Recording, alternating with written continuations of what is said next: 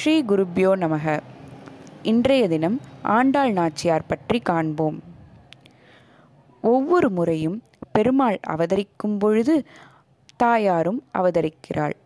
அப்படி இருக்கையில் ஒரு முறை தாயார் பெருமாளிடம் தான் பூமியில் பிறந்து அடியார்களுள் ஒருவராய் இருந்து தங்களுக்கு தொண்டு செய்து தங்களை வந்து சேர வேண்டும் என்று விண்ணப்பிக்கிறாள். அதற்கு பெருமாளும் இசையவே பெரியாழ்வாரின் நந்தவனத்தில் துளசி செடியின் அருகில் ஆடிப்பூரத்தன்று ஒரு குழந்தை வீறிட்டு அழுகிறது. அக்குழந்தையை எடுத்து பெரியாழ்வார் உச்சி மோந்து கோதை என்று பெயர் சூட்டுகிறார். நாளொரு மேனியும் பொழுதொரு வண்ணமுமாக கண்ணனின் கதைகளை கேட்டே வளர்கிறது அக்குழந்தை. கண்ணனுக்கு சூடும் மாலையை தானும் சூட்டி அழகு பார்க்கிறது. இதனை கண்ட பெரியாழ்வார் அபச்சாரம் என்று கருதவே அன்று இரவு பெரியாழ்வாரின் கனவில் பெருமாள் தோன்றி கோதை சூடிய மாலையை எனக்கு தினமும் சூட்ட வேண்டும் என்று கேட்டுக்கொள்கிறார். அன்று முதல் கோதையை ஆண்டாள் என்று கூறுகிறார் பெரியாழ்வார். ஆண்டாள் வளர்ந்து பெரியவளானதும் அவளுக்கு மனம் முடிக்க வேண்டும் என்று எண்ணுகிறார் பெரியாழ்வார். தான் மானிடர் யாரையும் மணக்கப் போவதில்லை, பெருமாளையே மணக்கப் போகிறேன் என்று ஆண்டாள் கூறியதும், அப்படியானால் 108 திவ்ய தேசத்தில் உறையும் எந்த பெருமாளை நீ மணக்கப் போகிறாய் என்று பெரியாழ்வார் கேட்க, ஒவ்வொரு பெருமாளை பற்றியும் நீங்கள் சொல்லுங்கள், பிறகு நான் சொல்கிறேன் என்று சொல்கிறாள் ஆண்டாள்.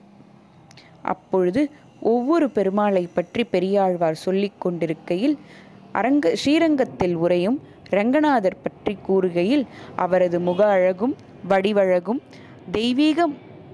தெய்வீக தோற்றத்தையும் பற்றி பெரியாழ்வார் கூறுகையில் அவரையே நான் மணக்கப் போகிறேன் என்று கூறுகிறாள் ஆண்டாள்.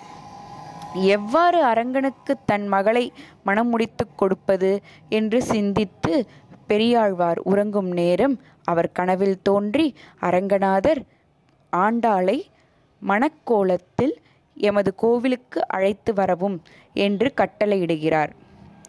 அப்படியே வல்லபதேவன் என்னும் பாண்டிய மன்னனின் கனவிலும் பெருமாள் தோன்றி அனைத்து சீர்வரிசைகளுடன் ஆண்டாளையும் பெரியாழ்வாரையும் என் கோவிலுக்கு அழைத்து வர வேண்டும் என்று கூறுகிறார். மறுநாள் மணக்கோலத்தில் அனைத்து சீர்களுடனும் ஆண்டாளும் பெரியாழ்வாரும் அவரது அரங்கநாதர் கோவிலுக்கு செல்கின்றனர். இதனை பெரியாழ்வார் ஆண்டாளிடம் கூறுகையில் ஆண்டாளும் தான் கண்ட கனவான வாரணமாயிரம் சூழ வளம் செய்து எனத் தொடங்கும் பாசுரங்களை கூறுகிறாள். அரங்கநாதர் கோவிலுக்குள் சென்றவுடன் ஆண்டாள் மறைந்து விடுகிறாள். அப்படியே அவள் தெய்வமாகவும் திகழ்கிறாள். இன்றளவும் பெரியாழ்வாரின் சகோதரன் வழி வம்சத்தில் வருபவர் ஸ்ரீவில்லிபுத்தூரில் மார்கழி மாதம் பகல்பத்து விழா நடக்கும் நேரத்தில் ஆண்டாளும் ரங்கமன்னாரும் வீதியில் வலம் வருகையில் அவர்களை தன் வீட்டின் முன் நிறுத்தி அவர்களுக்கு பிறந்த வீட்டு சீர்வரிசை மரியாதைகள் செய்கின்றனர். இவை அனைத்தும் ஒரு புறம் இருக்க, ராமானுஜரை ஆண்டாளுக்கு அண்ணன் என்று போற்றப்படுகிறார். எவ்வாறு எனில், நாச்சியார் திருமொழியில் ஆண்டாள் திருமாலிருஞ்சோலை நம்பிக்கு 100 தடா வெண்ணையும் 100 தடா அக்கார வடிசலும் வழங்க வேண்டும் என்று விண்ணப்பிக்கிறாள். அதனை பின்னாளில் அறிந்த ராமானுஜர் திருமாலிருஞ்சோலை நம்பிக்கு 100 தடா வெண்ணையும் 100 தடா அக்கார வடிசலையும் படைக்கிறார். இதை படைத்து முடித்து ஸ்ரீவில்லிபுத்தூருக்கு வந்து ஆண்டாளை தரிசனம் செய்கையில் அங்கிருக்கும் அர்ச்சகர் மூலமாக ஆண்டாள் நம் கோவில் அன்னார் வந்தார் என்று ராமானுஜரை அழைக்கிறாள். அன்று முதல் பெரும்புதூர் மாமுனிக்கு பின்னானாள் வாழியே என்று போற்றப்படுகிறாள் ஆண்டாள். ஆண்டாள் இயற்றிய திருப்பாவையும் நாச்சியார் திருமொழியும் பிரபந்தத்தில் சாதிக்கப்படுகிறது. திருப்பாவையே சங்கத்தமிழ் மாலை என்றும் போற்றப்படுகிறது.